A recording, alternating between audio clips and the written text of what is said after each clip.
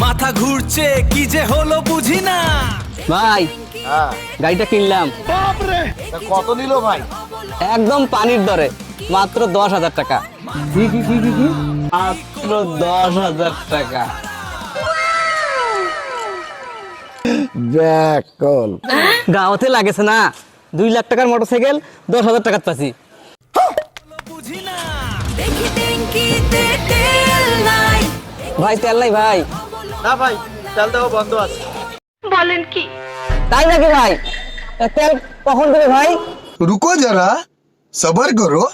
কুরবানি ঈদের পরে পাইতে পারেন, তার আগে কোনো বুদ্ধি নাই। ভাই রে ভাই, গাড়িটা কিনে বোধহয় ফাঁসি গেলাম বোধহয়। গাড়িটা আপনি নেবেন ভাই, এটা বিক্রি করবো। মাংনায় মানুষ হুন্ডা দিবে চাচ্ছে, মুই না আছো না, আর মুই টাকা দিয়ে কিনি। আই অতি নি গিয়া ফেলে দাও।